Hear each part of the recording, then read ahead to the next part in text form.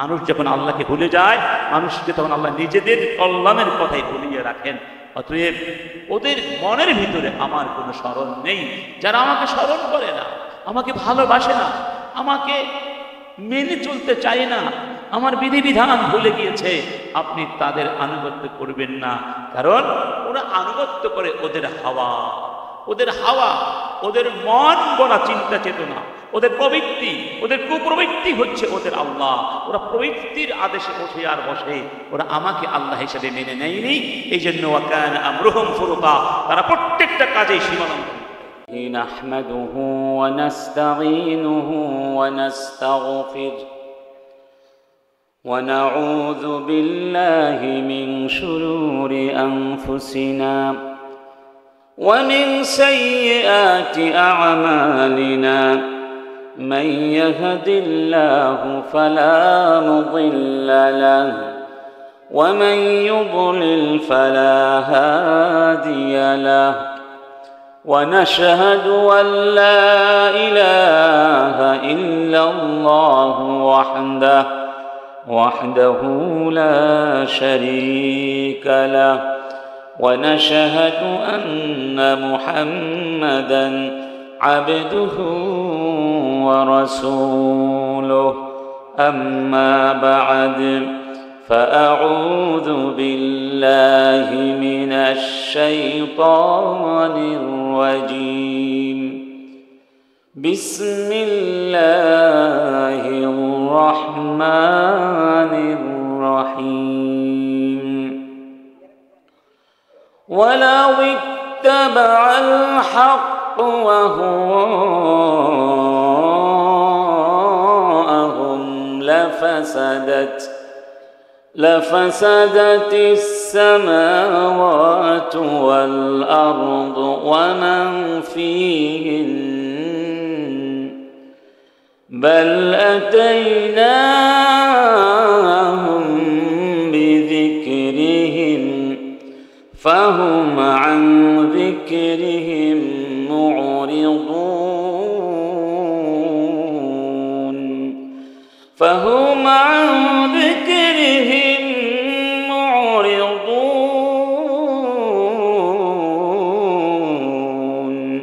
صدق الله العظيم. إن الله وملائكته يصلون على النبي يا أيها الذين آمنوا صلوا عليه وسلموا تسليما. اللهم صل على مولانا محمد وعلى آل سيدنا مولانا محمد. فاق النبيين في خلق وفي خلق ولم يدانوه في علم ولا كرم.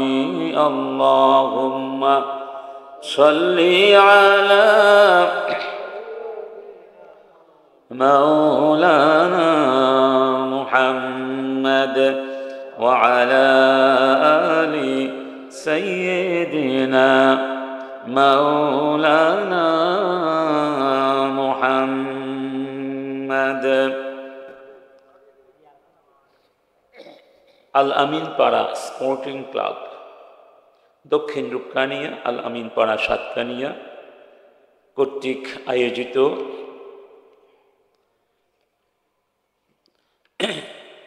এবং এলাকাবাসীর যৌথ উদ্যোগে আয়োজিত ষষ্ঠ বার্ষিক সিরাতুন নবী সাল্লাল্লাহু আলাইহি ওয়াসাল্লাম মাহফিলের সম্মানিত স্বনামধন্য সভাপতি জনাব হাফিজ মাওলানা হিদায়াতুল্লাহ খতিব, দক্ষিণ রূপকানিয়া বাইতুল শরফ জামে মসজিদ, সহ সুপার বারোদনা আল আমিন আদর্শ মহিলা দাখিল মাদ্রাসা। আজকের মাহফিলের সম্মানিত আলোচকবৃন্দ, অতিথিবৃন্দ, মুরব্বিয়ানে কেরাম, এলাকার গণ্যমান্য বরেণ্য বিদগ্ধজন, আমার সামনে বসে থাকা রূপকানিয়া তথা বীর চট্টলার তাওহীদি জনতা, আমাদের আদরের ছোট ভাইয়েরা, কিশোর তরুণ যুবক ভাইয়েরা, আল্লাহ সুবহানাহু ওয়া তাআলার শুকরিয়া আদায় করছি যিনি আমাদেরকে আমাদের পার্থিব জীবনের বহুমাত্রিক ব্যস্ততা এবং বিভিন্ন ঝামেলা এড়িয়ে কোরআনের মাহফিলে আসার তৌফিক দান করেছেন। কোরআনের আলোয় আলোকিত হওয়ার, কোরআন থেকে বিশ্বনবী মুহাম্মদ রাসূলুল্লাহ সাল্লাল্লাহু আলাইহি ওয়াসাল্লামের জীবন আদর্শ থেকে আমাদের জীবন চলার জন্যে কিছু পাথেয় আলোক সম্পদ সংগ্রহ করে নেবার সুবর্ণ সুযোগ দান করেছেন। সেজন্য আল্লাহ সুবহানাহু ওয়া তাআলার সমীপে সবাই একসাথে শুকরিয়া আদায় করে বলছি আলহামদুলিল্লাহ। আজকের পৃথিবী ঝঞ্ঝা বিক্ষুব্ধ পৃথিবী, যেদিকেই তাকাই সেদিকেই শুধু রক্তপাত, মানবাধিকার লঙ্ঘনের লোমহর্ষক দৃশ্য, একেবারে ভিতর থেকে আন্তর্জাতিক পর্যায় পর্যন্ত। একটু আগে আমাদের এক ভাই যে সঙ্গীত গেয়েছেন, দাও খোদা দাও হেদায় আবার, ইসলামী সমাজ, ইসলামী সমাজের জন্য আমাদের আকুতি আছে, আকাঙ্ক্ষা আছে। আমরা সবাই এই ঝঞ্ঝা বিক্ষুব্ধ, সংঘর্ষ মুখর, জিঘাংসা এবং হিংসা বিদ্বেষে ভরা এই সমাজ, এই পৃথিবী থেকে মুক্তি চাই। একটি সুন্দর সমাজ চাই, সুন্দর পৃথিবী চাই, সুন্দর বাংলাদেশ চাই, ঠিক না? যেখানে বৈষম্য থাকবে না, যেখানে কেউ কারো অধিকার ছিনিয়ে নেবে না, যেখানে কেউ কারো মান সম্মানে আঘাত করবে না, যেখানে কেউ কাউকে হত্যা করবে না, কেউ কোনো নারীর সতীত্ব সম্ভ্রম হরণ করার চেষ্টা করবে না, যেখানে শিশুদেরকে, প্রজন্মকে সঠিক শিক্ষায় শিক্ষিত করে গড়ে তোলা হবে। এই কত স্বপ্নই তো আমাদের মাঝে আছে। তো আজকের এই পৃথিবী এবং আজকের এই সমাজ ব্যবস্থায় যত অসঙ্গতি আছে, যত ফাসাদ আছে, যত বিপর্যয় আছে, এই সব ফাসাদ আর বিপর্যয়ের মূল কারণ কিন্তু একটা। মূল কারণ কি? সূরা আল মুমিনুনের ভেতরে আল্লাহ সুবহানাহু ওয়া তাআলা ৭১ নম্বর আয়াতে বলছেন, ওয়ালাউ ইত্তাবাআল হাক্কু আহওয়াআহুম লাফাসাদাতিস সামাওয়াতু ওয়াল আরদু ওয়া মা বাইনাহুমা।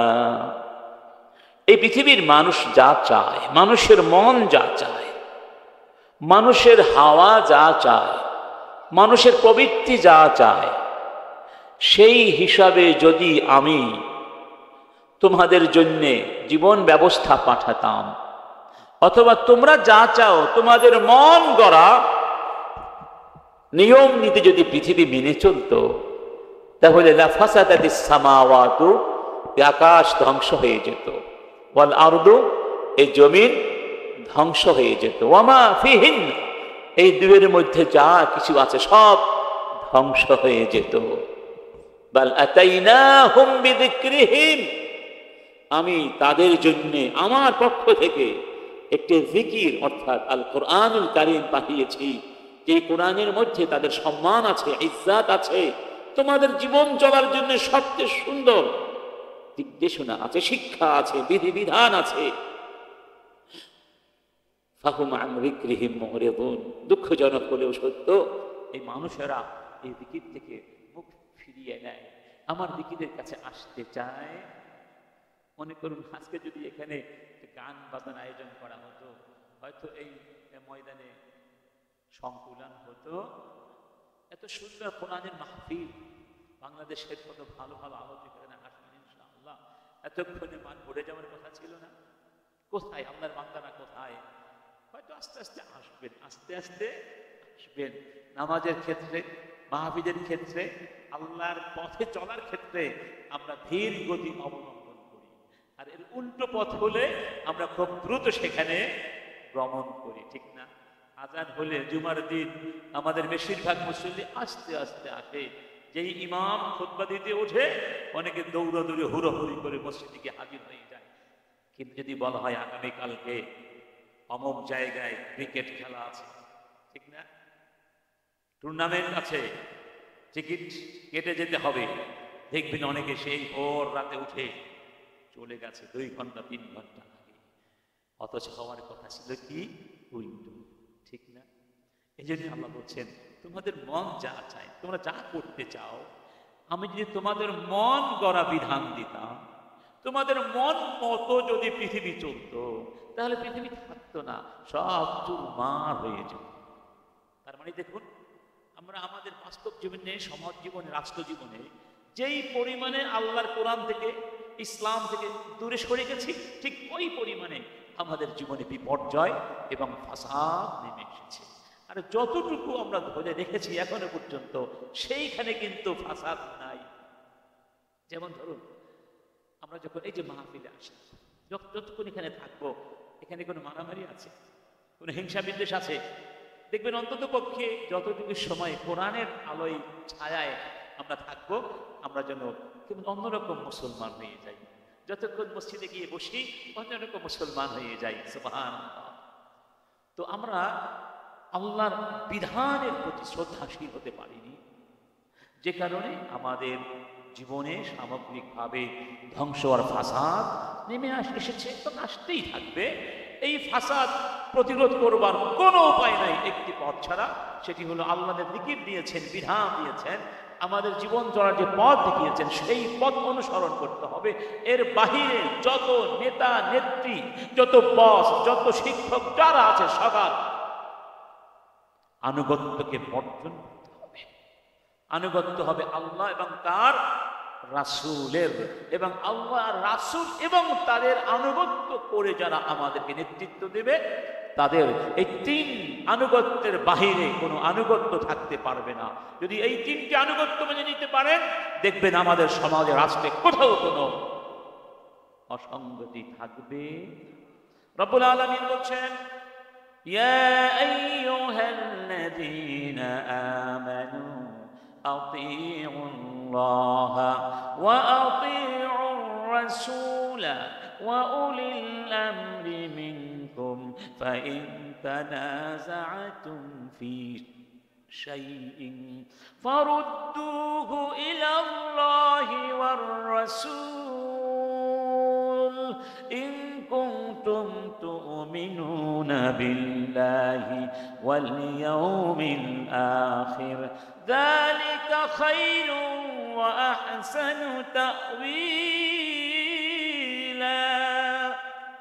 ঈমানদারগণ, আমি আল্লাহ সুবহানাহু ওয়া তাআলার কথা মানো এবং আমার নবীর কথা মানো, আর মানো তাদেরকে এবং তাদেরকে যারা উলুল আমর। কয় প্রকার? আতিউল্লাহ, আল্লাহর আনুগত্য করা নিরঙ্কুশ ভাবে, অ্যাবসলিউটলি, কোনো কন্ডিশন নাই। ও আতিউর রাসূল, রাসূলকে মানো নিরঙ্কুশ ভাবে, কোনো শর্ত সারায় চলবে। ওয়া উলিল আমর, এখানে কিন্তু আতিউ শব্দটি 3য়বার রিপিট করা হয়নি, বলা হয়েছে ওয়া এবং, যাকে আমরা বলি কনজাংশন, হারফুল আতফ ইউজ করা হয়েছে, এবং যারা উলুল আমর। এখানে আতিউ শব্দটি কেন আলাদা করে বলা হলো না? বোঝানোর জন্য উলুল আমরের আনুগত্য শর্ত সাপেক্ষ। সেটি কি? লা তাআতা লি মাখলুকিন ফি মা'সিয়াতিল খালিক। যেই আনুগত্য করতে গেলে আল্লাহর সাথে নাফরমানি হয়ে যায়, সেখানে কোনো আনুগত্য চলবে, কোনো নেতৃত্ব মেনে নেওয়া যাবে না। এখন প্রশ্ন হচ্ছে, মান হুম উলুল আমর? উলুল আমর কারা? এই প্রসঙ্গে ওলামায়ে কেরামদের অনেক ব্যাখ্যা আছে।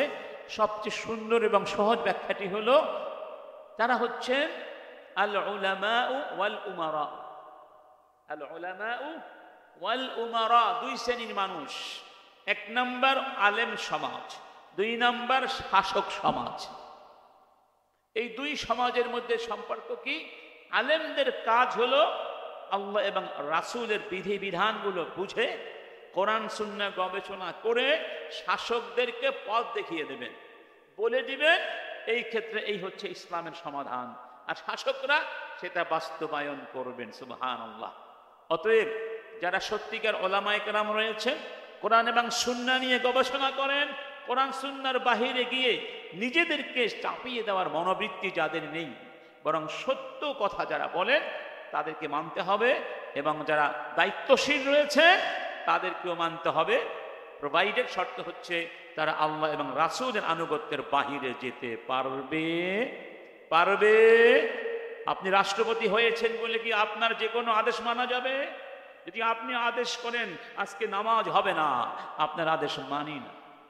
যদি আপনি আদেশ করেন তোমাদেরকে মূর্তির পূজা করতেই হবে, আপনার আদেশ মানি। যদি আপনি আদেশ করেন আমি সুদ চাপিয়ে দিলাম, সুদকে মানতে হবে, আমরা সেই আদেশ মানতে পারি? কি বলেন, পারি? যদি রাষ্ট্র থেকে বলা হয় এই কোন শিক্ষা প্রতিষ্ঠানে ইসলামের হিজাব পরে যেতে পারবে না, ওই আদেশ আমরা মানি না। যদি বলা হয় রাজনৈতিক ক্ষেত্রে কোনো ইসলামী চিন্তাধারা চলবে না, ওই আদেশ আমরা মানি। তাদের রাষ্ট্রপ্রধান যারা রয়েছেন, দায়িত্বশীল যারা রয়েছেন, তাদের প্রথম কাজ হলো নিজেদেরকে আল্লাহর গোলাম বানাবেন, তারপরে জনগণকে আল্লাহর গোলাম হতে সাহায্য করবেন। খবরদার এটা যেন না হয় যে আপনারা নিজেরা মালিক হয়ে বসবেন, নিজেরা খোদার জায়গায় বসবেন, আল্লাহর জায়গায় বসবেন, আর আমাদেরকে আপনাদের গোলাম বানাবার চেষ্টা করবেন। এরকম যুগে যুগে করা হয়েছে। স্বৈরাচার এই কাজটি করে, ফেসিবাদ এই কাজটি করে। তাদের মূল কাজ হলো জনগণের উপরে ফেরাউনিত্ব প্রতিষ্ঠা করা, একনায়কতন্ত্র প্রতিষ্ঠা করে ইসলাম থেকে মানুষকে সরিয়ে দিয়ে নিজেদের আধিপত্যকে পাকাপোক্ত করবার জন্য ষড়যন্ত্র করা। ঠিক না বেঠিক? এজন্য আল্লাহ বলছেন যদি এমন হয় তোমাদের মধ্যে কোনো একটা বিষয় নিয়ে দ্বন্দ্ব হচ্ছে, সঠিক পথ খুঁজে পাচ্ছ না, ফারুদ্দুহু ইলাল্লাহি ওয়ার রাসূল, সেই বিষয়টি আল্লাহ এবং রাসূলের দিকে ফিরিয়ে দাও। মানে কোরআনের কাছে এসো, সুন্নাহর কাছে এসো। যদি তোমরা আল্লাহকে বিশ্বাস করে থাকো, পরকাল বিশ্বাস করে থাকো, তাহলে জাতীয় বিবাদমান বিষয়ে, সামাজিক বিবাদমান বিষয়ে, পারিবারিক বিবাদমান বিষয়ে, বিবাদ আমাদের মধ্যে আছে না? বিভিন্ন বিষয় নিয়ে আমাদের মতানৈক্য ঘটছে কিনা, আমাদের স্বার্থের সংঘাত হচ্ছে কিনা, এই সব ব্যাপারে আমাদেরকে সমাধান খুঁজে বের করতে হবে। সেই সমাধান কে দিবেন, কিভাবে দিবেন? এই সমাধান কোরআন থেকে নিতে বলা হয়েছে, এই সমাধান হাদিস থেকে নিতে বলা হয়েছে। তার মানে কোরআন এবং হাদিস যারা বোঝেন, সঠিকভাবে কোরআন হাদিসে জ্ঞান অর্জন করেছেন, তাদের কাছে যেতে হবে, ঠিক না? কিন্তু বাস্তবতা হলো কোরআন হাদিসের আলেমদেরকে সমাজে পরিচালনার মেইন স্ট্রিম থেকে সরিয়ে দিয়ে সেখানে নাস্তিকবাদে বিশ্বাসী, ধর্মনিরপেক্ষবাদে বিশ্বাসী, ইসলাম বিদ্বেষীদেরকে সেখানে বসিয়ে দেওয়া হয়েছে। আল্লামা সাঈদী সাহেব বলতেন, যার বাংলা অর্থ একটা আপনারা শুনেছেন, বহুবার শুনেছেন, একটা ফুল বাগানে একটা হুতুম পেঁচাই তো যথেষ্ট। ফুল বাগানের সৌন্দর্য নষ্ট হয়ে যায়, সেখানে ডালে ডালে হুতুম পেঁচা বসে আছে। এই হুতুম পেঁচাগুলো ফুল বাগানের সৌন্দর্যকে নষ্ট করে দিয়েছে, ফুল বাগানের সেই মাহাত্ম্যকে ধ্বংস করে দিয়েছে। এজন্য বিশ্বাস করি আল্লাহর কসম, এই সত্য যত দ্রুত আমরা বুঝতে পারবো তত আমাদের জন্য কল্যাণ হবে। আমরা কি চাই, সত্যি কি চাই একটি সুন্দর পৃথিবী, একটি সুন্দর সমাজ? তাহলে কোরআন এবং সুন্নাহর বাহিরে অন্য কিছু আমাদের ভাবার কোনো সুযোগ। তার মানে আমার এই নয় যে আমরা অমুসলিমদের সাথে কোনো সম্পর্ক রাখবো না, বা জাগতিক ক্ষেত্রে আমরা অবদান রাখবো না। কোরআন সুন্নাহকে জাগতিক ক্ষেত্রকে উপেক্ষা করতে বলেছে। রব্বানা আতিনা ফিদ দুনিয়া হাসানা ওয়া ফিল আখিরাতি হাসানা ওয়া কিনা আযাবান নার। পরকালের কল্যাণের আগে দুনিয়ার কল্যাণের কথা বলা হয়েছে, কারণ দুনিয়া তো পরকালের সম্পৃক্ত, পরকাল দুনিয়ার সাথেই তো সম্পৃক্ত। দুনিয়া পার্থিব জাগতিক ব্যাপারে কোরআনের মধ্যে অনেক নিন্দাবাদ জ্ঞাপন করা হয়েছে। দুনিয়াকে খেলাধুলা বলা হয়েছে, দুনিয়াকে ধিকৃতি নিন্দা জানানো হয়েছে। কাদের জন্য? যারা পরকাল ভুলে শুধু দুনিয়ার পেছনে ছোটে, তাদের ক্ষেত্রে দুনিয়াকে ধিক্কার জানানো হয়েছে, নিন্দা করা হয়েছে। কিন্তু যারা দুনিয়াটাকে পরকালের জন্য কাজে লাগায়, তাদের ক্ষেত্রে দুনিয়াটা সবচেয়ে দামি জিনিস। ঠিক না বে ঠিক? যাই হোক, তো এই ক্ষেত্রে আমাদের সমাজে যত খুন খারাপি হত্যা বিবাদ আছে সবকিছুর একটা সহজ বেঁচে যাওয়ার কৌশল আছে। সেটি কি? উপরের নির্দেশ। কার নির্দেশ? যে গত কয়েকদিন আগে বর্তমানে একজন উপদেষ্টা আছেন হাসান আরিফ নামে, আছেন না? ওনার ছেলের নাম মুআজ। তার ছেলে তার বউকে পিটিয়ে মাথা ফাটিয়ে দিয়েছে, দেখেছেন না? সেই মহিলা মামলা করতে গিয়ে থানায় গিয়েছে, রাতে 19 ঘন্টা মামলা নিচ্ছে না। উপরের নির্দেশ। কিসের নির্দেশ? যত খুন খারাপি আছে এই খুন খারাপি যারা করে দেখবেন তারা কিন্তু সরাসরি অপরাধের সাথে, মানে তাদের নিজের স্বার্থে করে না, এই অর্থে উপরের নির্দেশ। তারা কিন্তু স্বার্থ পায় কিন্তু অন্যের জন্য করে, বেশিরভাগ ক্ষেত্রে তাই হচ্ছে। এই যে আমাদের সাইফুল ইসলাম হত্যা করা হয়েছে, এই খুনি বলে কি আমাকে 1 বোতল মদের লোভ দেখানো হয়েছিল, মানে সে বলতে চায় আমার সাথে সম্পর্ক, কোনো শত্রুতা নাই। উপরের নির্দেশ। কি নির্দেশ? বড় ভাইদের নির্দেশে খুন করেছি আর বিনিময়ে 1 বোতল মদ খাওয়ার সুযোগ লাভ করেছি। নাউযুবিল্লাহ। ইমাম আহমদ বিন হাম্বল যখন তাকে জেলখানায় নেওয়া হয়েছিল, অমানবিক নির্যাতন করা হচ্ছিল তার মতো একজন মানুষ, তখন ওই জেলখানার একজন দারোয়ান তাকে বলেছিল, জেলখানার দারোরক্ষী বা জেলরক্ষী, যে দেখুন আমাদের তো করার কিছু নেই, আমরা হলাম সরকারের চাকরিজীবী চাকর, আমাদেরকে যা আদেশ করা হয় তা করতে আমরা বাধ্য, আমরা কি জালেমদের মধ্যে গণ্য হব?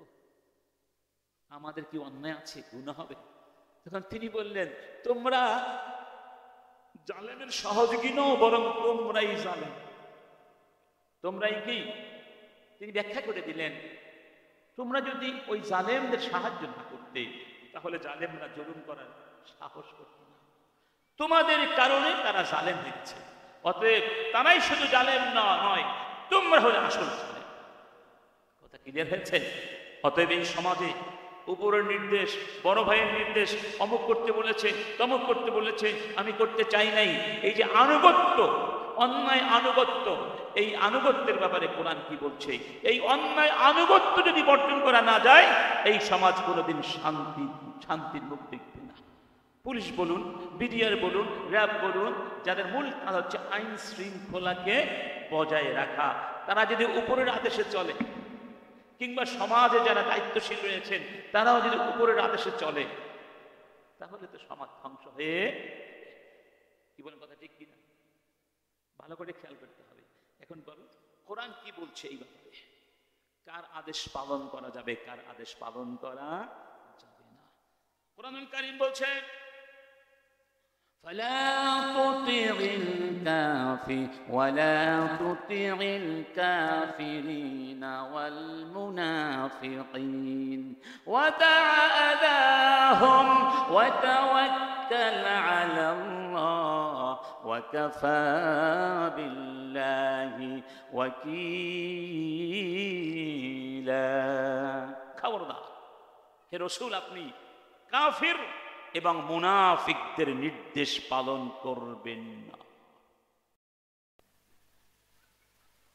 কিছু কিছু ক্ষেত্রে তাদেরকে এড়িয়ে যেতে হবে, ভয় করবেন না যে তাদেরকে এড়িয়ে চলছেন, তাদের বিধান লঙ্ঘন করছেন, তাদের রক্ত চক্ষু আপনি উপেক্ষা করে সামনে এগিয়ে যাচ্ছেন, কোনো ভয় নাই। ওয়াতাওয়াক্কাল আলাল্লাহ, তাওয়াক্কুল করতে হবে তার উপরে, আমি যথেষ্ট আপনার অভিভাবক হিসাবে।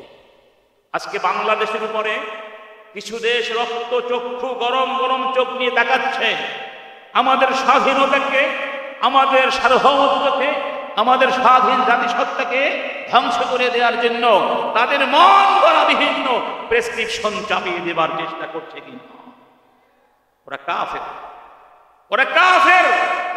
ওই সব কাফের আর মুনাফিক তাদেরকে তারা সহযোগিতা করছে, তাদের সেই ষড়যন্ত্র এই জমিনে বাস্তবায়ন করার চেষ্টা করছে, এই জমিনের স্বাধীনতা ছিনিয়ে নেওয়ার চেষ্টা করছে। এখানে সাম্প্রদায়িক দাঙ্গার আগুন জ্বালিয়ে দিয়ে তারা খই খাওয়ার চেষ্টা করছে। আল্লাহ বলছেন, খবরদার কাফের আর মুনাফিকদেরকে ভয় করো না, তাদের কথা মতো চলবে না, তোমরা আমার কথা মতো চলবে, আমার নবীর কথা মতো চলবে, ইসলাম কি বলছে সেটা দেখে চলবে। ইসলাম মাতৃভূমিকে ভালোবাসতে বলেছে, ইসলাম কোরআন দিয়ে রাষ্ট্র করতে বলেছে, ইসলাম কোরআন দিয়ে শাসন ব্যবস্থা বিনির্মাণ করতে বলেছে। এই লক্ষ্যে তোমরা এগিয়ে যাও, তোমরা তাদের রক্তচক্ষু ভয় করো না। ওয়াকাফা বিল্লাহি ওয়াকিলা, আমি আল্লাহ তোমাদের সঙ্গে আছি। আল্লাহ আমাদের সঙ্গে আছেন নাকি নাই? যদি আল্লাহ না থাকতেন তাহলে আমাদের বাবাদেরও ক্ষমতা ছিল না 5 তারিখে কি স্বাধীনতা অর্জন। আমরা কি ভেবেছিলাম কোনোদিন? যিনি পালিয়ে গিয়েছিলেন তিনিও কি আগের রাতে হয়তো ভেবেছিলেন? না, যদি ভাবতেন তাহলে রান্না বান্না করতেন না। এত সুন্দর খাবার, সুবহানাল্লাহ, খাবার দেখলেই তো খেতে মন চায়, সুবহানাল্লাহ। তিনি খাবারটুকু খেয়ে যেতে পারলেন না, ও সেই কাজটা আমরা ঠিক করি নাই, খাবারটা খেয়ে দেওয়া দরকার ছিল।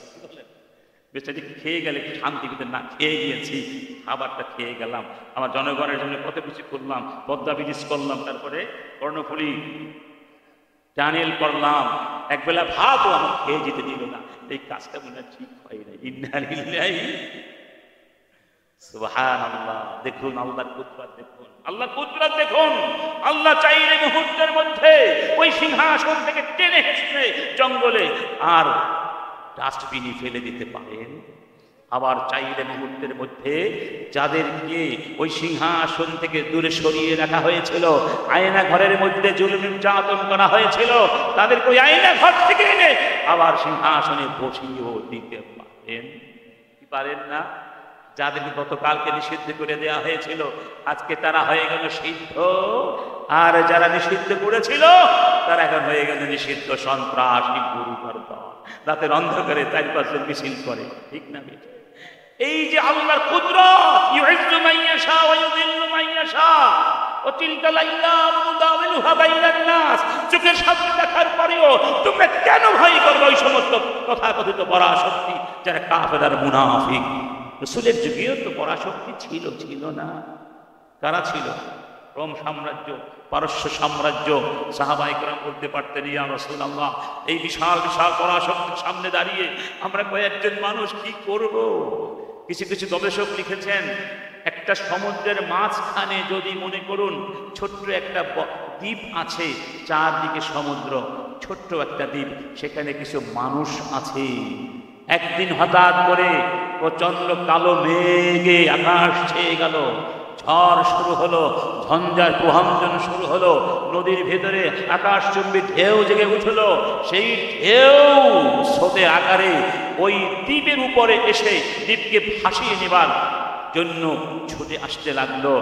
এখন এই স্বল্প একজন মানুষ যদি ওই প্রচন্ড স্রোতকে প্রতিরোধ করতে না পারে, সবাই একসাথে ধ্বংস হয়ে যাবে। সেই দ্বীপের ভেতরে ওই কয়েকজন মানুষ যেভাবে অসহায় ছিল, মুসলিম সংখ্যা লঘু, সেই মুসলিমরাও ওই সমাজে ওই রকম ছিলেন, যে কোনো মুহূর্তে কুফরের স্রোত তাদেরকে ভাসিয়ে নিতে পারত। কিন্তু তারা সেই সমস্ত কঠিন স্রোতকে ঈমানের শক্তি দিয়ে প্রতিরোধ করতে করতে মদিনায় গিয়ে রাষ্ট্র প্রতিষ্ঠা করে প্রমাণ করলেন আল্লাহ ছাড়া কারো আনুগত্য আমরা করি। যখন প্রথম হিজরত করা হয়েছিল কোন দেশে? আবিসিনিয়া, ঠিক না? নেতৃত্বে ছিলেন কে? জাফর বিন আবি তালিব রাদিয়াল্লাহু আনহু, রাসূলের চাচাতো ভাই। মক্কা থেকে আমর ইবনে আস তার নেতৃত্বে উচ্চ ক্ষমতা সম্পন্ন একটি ডেলিগেশন গিয়েছিল বাদশাহ নাজ্জাশীর কাছে, এবং গিয়ে মুসলিমদের বিরুদ্ধে নানা ধরনের গুজব রটিয়েছিল। ঠিক একই গুজব যেমন আজকে রটানো হয়, এই মুসলিমরা সন্ত্রাসী, জঙ্গিবাদী, সাম্প্রদায়িক। কথা বুঝতে পেরেছেন? মানে বাদশাকে ক্ষিপ্ত করে তোলার জন্য, উস্কানি দেওয়ার জন্য। বাদশাহ বললেন, এসব কথা আমি বিশ্বাস করি না, যতক্ষণ তাদের কথাগুলো আমি না শুনবো, তাদের বক্তব্য না শুনে আমি কোনো রায় দিতে পারবো। যখন ডাকা হলো মুসলিমদেরকে, তারা এসে ঢুকলেন, মাথা উঁচু করে ঢুকলেন, অথচ ওই জায়গায় কেউ মাথা নিচু না করে ঢুকতে পারে না। ওখানে গিয়ে প্রথমে বাদশাকে সিজদা করতে হয়। তখন ওরা বলল, দেখেছেন এই মুসলিমরা কত উদ্ধত, দেখেছেন? সবাই সিজদা করলো, অথচ তারা সিজদা করলো না। বাদশার সামনে, ডানে বামে সামনে পেছনে সব কার লোক, বাদশার লোক, সেনাবাহিনীর লোক, সেনাপতি, তার ক্ষমতা বিশাল ক্ষমতার, সেখানে আড়ম্বরতা ছিল। তখন তাদেরকে বলা হলো তোমরা সিজদা করো বাদশা। সেই কঠিন অবস্থার সামনে দাঁড়িয়ে কোন প্রকার আপোষ না করে জাফর বিন আবি তালেব সেই দিন মাথা উঁচু করে উন্নত মমশির আদর্শ নিয়ে বলেছিলেন, নাহানু মুসলিমুন লা নাসজুদু ইল্লা লিল্লাহ, আল্লাহ ছাড়া কারো সামনে আমরা মাথা নত করি না। ভয় করেছেন কাকে? আনুগত্য করেছেন কার? আমেরিকার সামনে আমাদের মাথা নত হতে পারে না, ইউরোপের সামনে মাথা নত হতে পারে না, ভারতের মতো একটা ছোট্ট রাষ্ট্রের কাছে মাথা নত হতে পারে না। কারণ আমরা হলাম আল্লাহ নির্বাচিত জনগোষ্ঠী। তবে সেই মর্যাদা আমরা হারিয়ে ফেলেছি, কারণ আনুগত্যের প্রশ্নে এখন আমরা আল্লাহকে ছেড়ে দিয়ে কাফের মুনাফিকদের পেছনে ছুটছি, আর মনে মনে ভাবছি আমরা সবাই অবস্থার শিকার। ঠিক না বেঠিক? এই অবস্থা স্বীকার করে করে তো 16 বছর কাটিয়ে দিয়েছি। এই অবস্থা স্বীকার করে করে তো কয়েক শত বছর চলে গেল আমাদের এই দাসত্বের যুগ। ইসলাম ছেড়ে দিলাম, আমরা হয়ে গেলাম পাশ্চাত্যের দাস। ঠিক না বেঠিক? আমাদের ছেলে মেয়েরা এখন তাদের হাসি নিয়ে হাসে, তাদের চোখ দিয়ে দেখে, তাদের চিন্তা নিয়ে কল্পনা করে। চেহারা আমাদের মতো হলেও তাদের চিন্তা চেতনা কিন্তু অনেকেরই আমাদের মতো। ওরা কিভাবে প্যান করে সেভাবেই প্যান করতে পছন্দ করে। দেখবেন অনেক যুবক নামাজ পড়ে সিজদায় গেলে, রুকুতে গেলে পেছন দিয়ে স্টেশন দেখা যায়। বাস্তব কারণ কি? এটা পাশ্চাত্যের কালচার, ইউরোপিয়ান কালচার। তারা এখন প্যান করে নাভির অনেক নিচে, সিজদায় গেলে সব স্টেশন খুলে যায়। নাউজুবিল্লাহ। অথচ ইসলাম কি সুন্দর ধর্ম, কি সুন্দর রুচিবোধে শিক্ষা দিয়েছে, সেটা আমরা ভুলে গিয়েছি। আমাদের ছেলে মেয়েদের চুলের কাটিং দেখেছেন? আর টিকটকের কথা না হয় নাই। ইন্না লিল্লাহি। এই যে আনুগত্যের প্রশ্নে আমরা ছাড় দিতে দিতে দিতে দিতে আমাদের মৌলিকত্ব থেকে এখন অনেক নিচে নেমে গিয়েছে, যেই কারণে আমাদের কিসমতে অন্ধকার অমানিসা নেমে এসেছে। রব্বুল আলামিন বলছেন, ওয়ালা তুতিইল কাফিরিন ওয়ালাউ শি'না লাবা'আথনা ফি কুল্লি কারয়াতিন নাযীরা ফালা তুতিইল কাফিরিন ওয়াজাহিদহুম বিহি জিহাদান কাবীরা। ওয়াজাহিদহুম বিহি জিহাদান কাবীরা। খবরদার, খবরদার, কাফেরদের মন মতো চলতে পারবেন না, কাফেরদের আনুগত্য করতে পারবেন না। যেখানে আনুগত্য করতে গেলে ইসলামের মৌলিকত্বে আঘাত আসে, ইবাদতের মৌলিকত্বে আঘাত আসে। এর বাহিরে যদি হয় জাগতিক ক্ষেত্র, যেখানে সবারই সমান অধিকার আছে, জ্ঞান বিজ্ঞানের আবিষ্কারে হতে পারে, জ্ঞান বিজ্ঞানের প্রচার হতে পারে, সেই সব ব্যাপারে সহযোগিতা থাকতে পারে, থাকতেই হবে। কিন্তু ইসলামের মৌলিক নীতিমালা আঘাত করে কারো কোনো আনুগত্য চলবে না। যদি কেউ আপনার উপরে আনুগত্য চাপিয়ে দিতে চায়, ফাজাহিদহুম বিহি জিহাদান কাবীরা, আপনি ওটা দিয়ে বড় জিহাদ করুন। বিহি মানে কি? আপনি সেটা দিয়ে বড় জিহাদ করুন। সেটা কি? আল কোরআনুল কারীম। ওয়াজাহিদ বিল কোরআনি জিহাদান কাবীরা। খেয়াল করবেন, ১৫০০ বছর আগের কথা। আপনি কোরআন দিয়ে জিহাদ করুন। আজকের পৃথিবীকে বলা হয় বিজ্ঞান প্রযুক্তির যুগ, ঠিক না? এখন মুসলমানদের বিরুদ্ধে অস্ত্রের যুদ্ধের চেয়ে ইন্টেলেকচুয়াল যুদ্ধটা আরো বেশি ভয়ঙ্কর, আরো বেশি। এই যে প্রথম আমাদের কথাই ধরুন, এমন সুকৌশলে একটা শিরোনাম করবে, ঘটনা ঠিকই ঘটেছে, শিরোনামটা করবে সুকৌশলে, যাতে করে আপনার আমার ভেতরে ইসলাম বিদ্বেষী মনোভাবটা সূক্ষ্মভাবে সূক্ষ্ম পয়জন ঢুকিয়ে দেওয়া যায়। ঠিক না বেঠিক? এগুলো সূক্ষ্ম কৌশল। ওই যে এক যুবক আমেরিকায় ঘুরতে গিয়েছিলেন, পার্কে একা একা বসে বসে কি যেন ভাবছিল যুবক, হঠাৎ দেখতে পেয়েছিল একজন মহিলা তার ছোট্ট বাচ্চাকে নিয়ে সেখানে বসে বসে গল্প করছে বা আনন্দ করছে, বাচ্চাকে নিয়ে, বাচ্চা খেলাধুলা করছে। হঠাৎ করে একটা পাগলা কুকুর এসে ওই ছোট্ট বাচ্চাটিকে অ্যাটাক করে।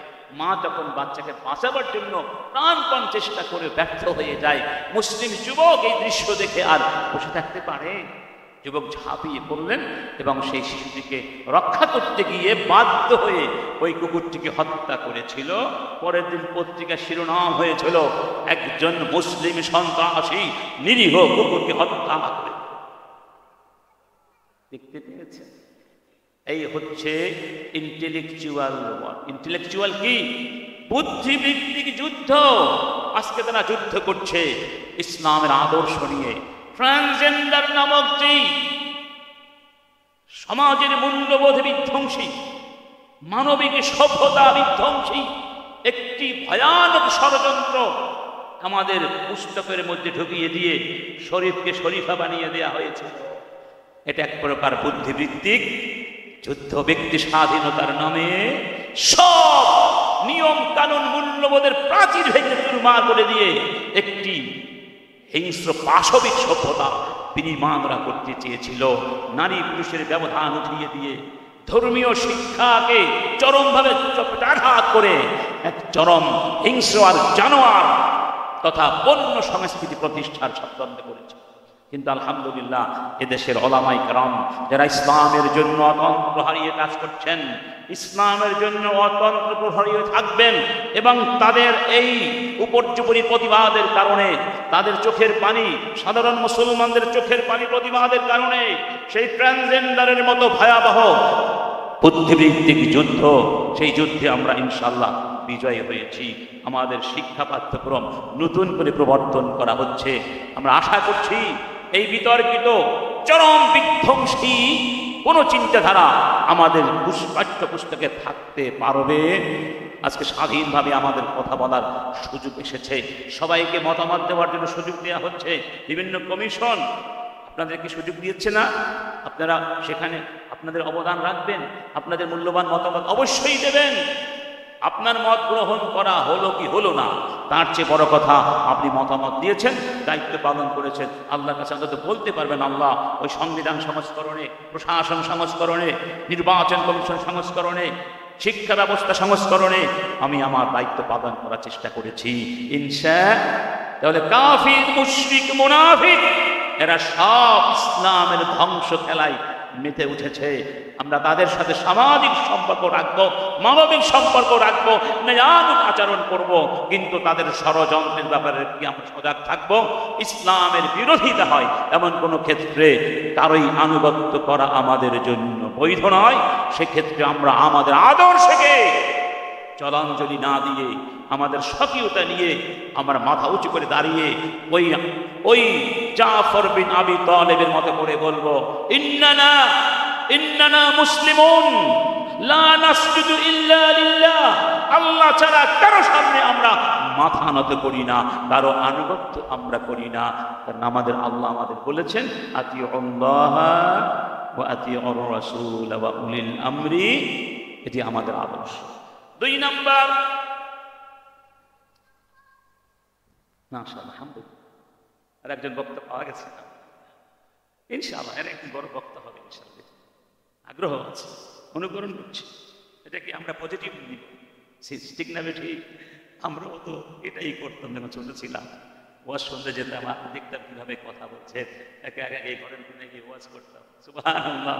আল্লাহ পাক এই শিশুদেরকে আগামী দিনের বড় বড় ইসলামী চিন্তাবিদ বানিয়ে দিবেন। রব্বুল আলামিন বলছেন,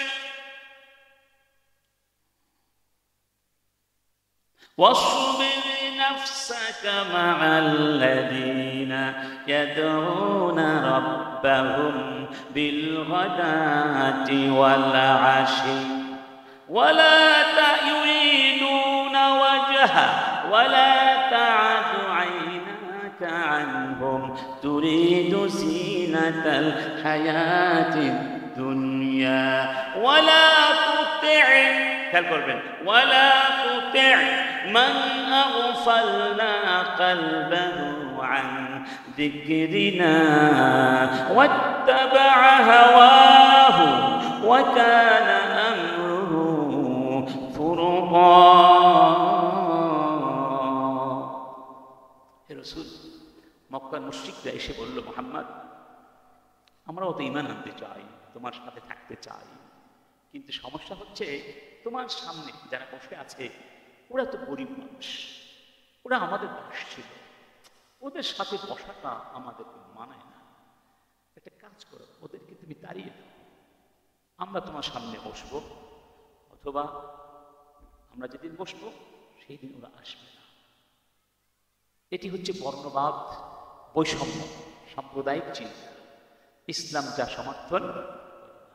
তারপরেও রাসূল মনে মনে ভেবেছিলেন ওরা তো ইসলাম বোঝে না, ইসলামের আদর্শ ওরা জানে না। যদি ওদেরকে আমি একটু হিদায়াত দিতে পারি, ওয়াজ নসিহত করে বুঝিয়ে ওদেরকে কনভিন্স করতে পারি, তাহলে ওদের এই মনোভাবটা হয়তো দূর হয়ে যাবে। এই ভালো চিন্তা করে রাসূল তাদের জন্য নির্দিষ্ট সময় বরাদ্দ করার কথা ভাবছিলেন। সেই মুহূর্তে আল্লাহ পাক বললেন, না, এটা হবে। আপনার সামনে যারা বসে আছে ওরা গরিব হতে পারে, দুর্বল হতে পারে, কিন্তু ওরা আমার অনেক প্রিয়। সুবহানাল্লাহ। ওরা সকালে বিকালে সবসময় আমাকেই ডাকে, আমাকেই চায়। আমি আমার এই প্রিয় বান্দাগুলোকে মনে কষ্ট দিতে পারি না। সুবহানাল্লাহ। ওরা হয়তো ক্ষমতাসীন হতে পারে, ওরা হয়তো ধনী হতে পারে, মাতবার, ওরা হয়তো সমাজে নেতা নেত্রী হতে পারে, কিন্তু আমার কাছে ওদেরকে এই দুর্বল বান্দাগুলোর দাম অনেক। সুবহানাল্লাহ বলবেন না? এরপরে বলেন, হে রাসূল, আপনি ওদের দিকে তাকাবেন না।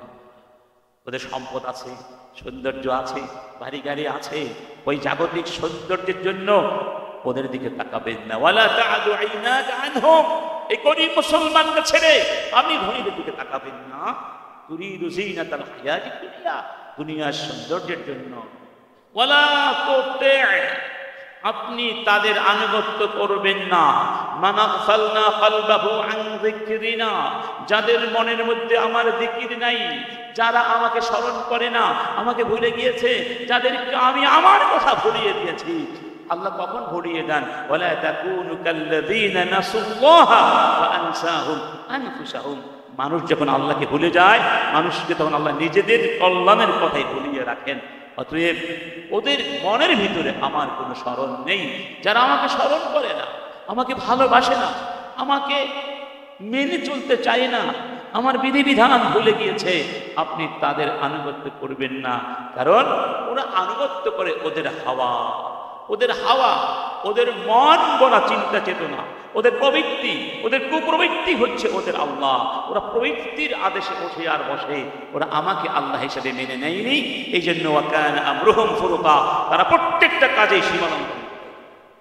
কারণ কি, মানুষ যখন যা মন চায় তাই সে করতে চায়, দেখবেন সে বিভিন্ন এক্সকিউজ তৈরি করে, ঠিক না? যেমন যারা গান বাজনা, নর্তন, নৃত্য এবং শিল্পের নামে অশ্লীলতার মধ্যে ডুবে আছে, তারাও তো একটা যুক্তি উপস্থাপন করেন। এটা হলো শিল্প, আর শিল্পের মধ্যে নগ্নতা বলতে কিছুই নাই। এটা হলো শিল্প, বুঝতে পেরেছেন?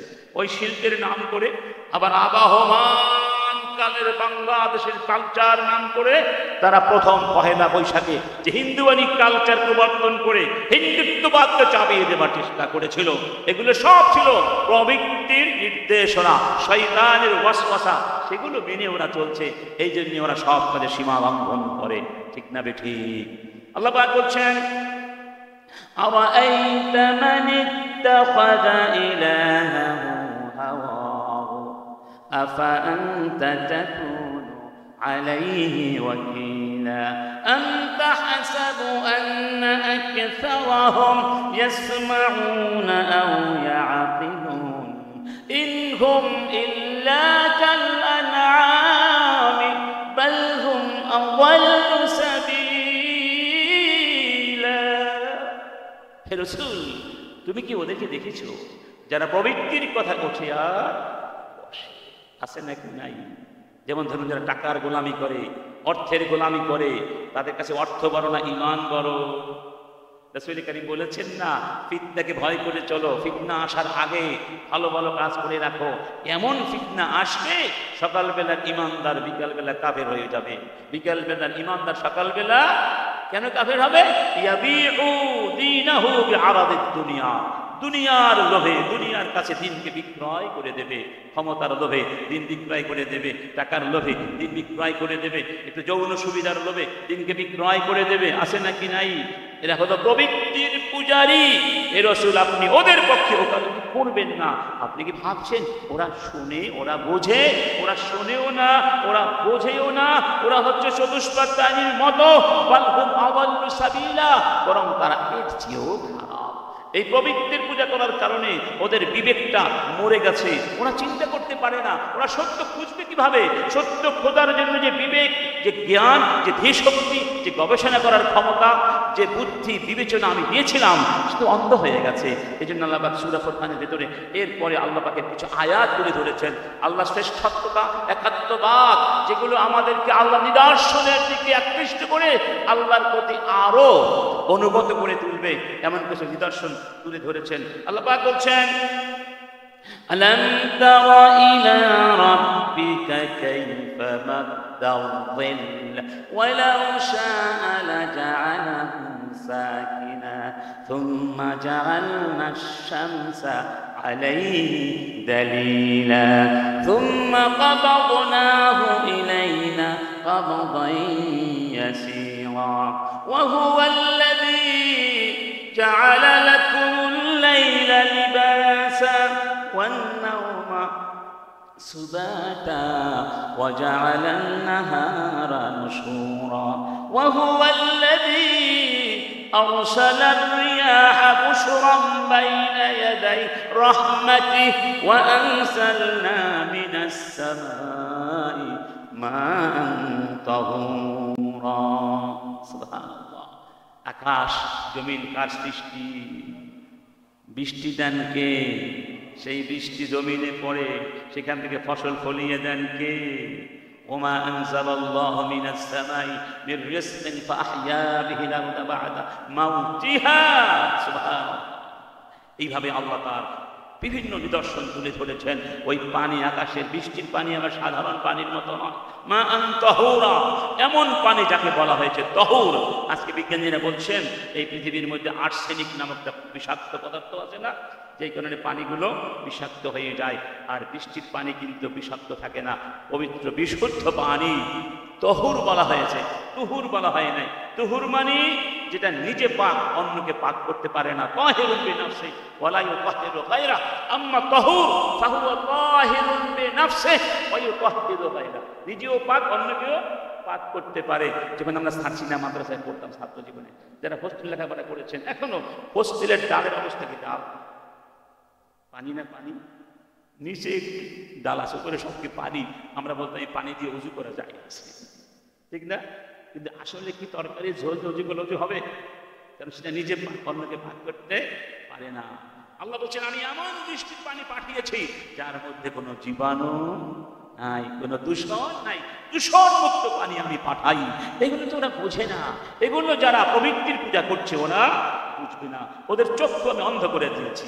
অন্যত্র আল্লাহ যেমনি বলছেন, আফারাআইতা মান ইত্তাখাযা ইলাহাহু হাওয়াহু ওয়া আযাল্লাহু আল্লাহু আলা ইলমি ওয়া খাতামা আলা সামইহি ওয়া কলবিহি ওয়া জাআলা আলা বাসারিহি গিশাওয়া ফামান ইয়াহদিহি মিন বা'দিল্লাহি আফালা তাযাক্কারুন। আমি ওদের চোখের উপরে আবরণ সৃষ্টি করে দিয়েছি, মনের উপরে, কানের উপরে মোহর মেরে দিয়েছি। এই জন্য ওরা সত্য দেখেও দেখে না, বুঝেও বুঝে না। ইন্না লিল্লাহি। অতএব এই সমস্ত যারা প্রবৃত্তির পূজা করে তাদের পূজা আমরা করব না, আমরা করব কার দাসত্ব। অতএব কে কি বললো না বললো সেটাকে কোরআন সুন্নাহর মানদণ্ডে পরীক্ষা করে তারপরে আমরা সেটা মেনে নিব। অন্যথায় যত বড় ক্ষমতাসীন হোক, যত বড় পদ পদবীর মালিক হোক, যত বড় পুলিশ হোক, যত বড় আর্মির অফিসার হোক, আমরা কাউকে মানি না যতক্ষণ পর্যন্ত সেটা আমাদের ঈমানের সঙ্গে সামঞ্জস্যপূর্ণ না হবে। সবাই একমত? সূরা আমরা শেষ পর্যন্ত চলে যাচ্ছি। সূরা আল কালামের ভেতরে আল্লাহ পাক এক জায়গায় কিছু মানুষের বিবরণ দিয়েছেন, এদেরকে মানা যাবে।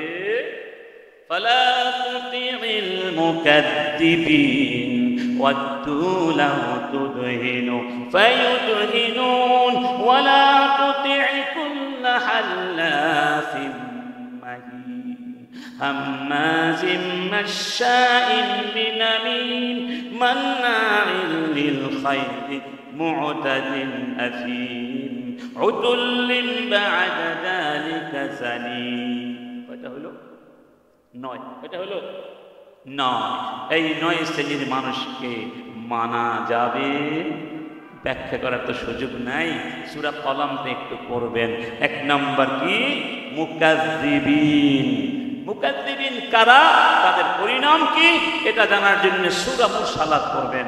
সূরা والمرسلات عرفا فالعاصفات عصفا والناشرات نشرا।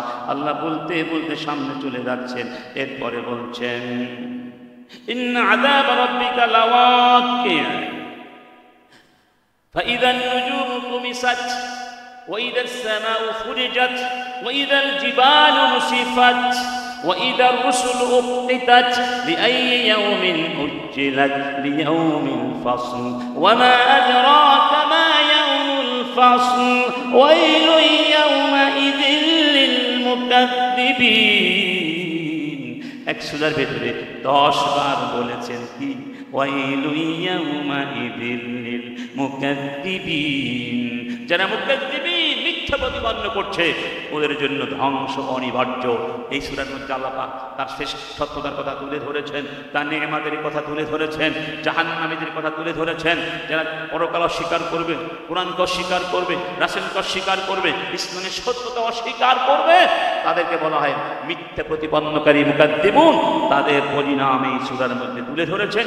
বিপরীতে যারা আল্লাহকে স্বীকার করবে, ইসলামকে স্বীকার করবে, কোরআনকে স্বীকার করবে, রাসূলের সুন্নাতকে স্বীকার করবে, তাদের ব্যাপারে বলা হয়েছে ইন্নাল মুত্তাকিনা ফি জিলালিন ওয়া উয়ুন ওয়া ফাওয়াকিহা মিম্মা ইয়াশতাহুন কুলু ওয়াশরাবু হানিআন বিমা কুনতুম তা'মালুন ইন্না কাযালিকা নাজজিল মুহসিনিন। তাদের জন্য আমি জান্নাত রেখেছি, ছায়া রেখেছি, তারা যা চাইবে ফলমূল সব রেখে দিয়েছি। এভাবেই তাদেরকে সম্মানিত করি, মুহসিনদের সম্মানিত করি। এরপর আবার বলছেন ওয়াইলু ইয়াউমাইযিল লিল মুকাজ্জিবিন। সেই দিন মুকাজ্জিবিনদের ধ্বংস অনিবার্য, জাহান্নাম, কঠিন আযাব তাদেরকে দেব। এরপরে যারা আল্লাহকে প্রাকৃতিক মিথ্যে প্রতিপন্ন করে, তাদেরকে ধমক দিয়ে বলছেন কুলু ওয়া তামাত্তাউ কালিলা ইন্নাকুম মুজরিমুন। কুলু, খাও খাও, তামাত্তাউ, এনজয় করো, কালিলা, একটু এনজয় করো, ইন্নাকুম মুজরিমুন, তোমরা নাফরমান। সূরা মুহাম্মদে আল্লাহ পাক এভাবে বলছেন ওয়াল্লাযীনা কাফারু ইয়াতামাত্তাউন ওয়া ইয়াকুলুনা কামা তা'কুলুল আনআম ওয়ান নারু মাসওয়াল লাহুম। যারা কাফের, অস্বীকার করছে আমাকে, আমার দিনকে, আমার দিনের বিজয় যারা হতে দিতে চায় না, তাদের অবস্থা কি? 2টা। তাদের জীবনধারা 2টা জিনিস। একটা হলো তারা এনজয় করে, আরেকটা তারা খায়। বুঝতে পেরেছেন?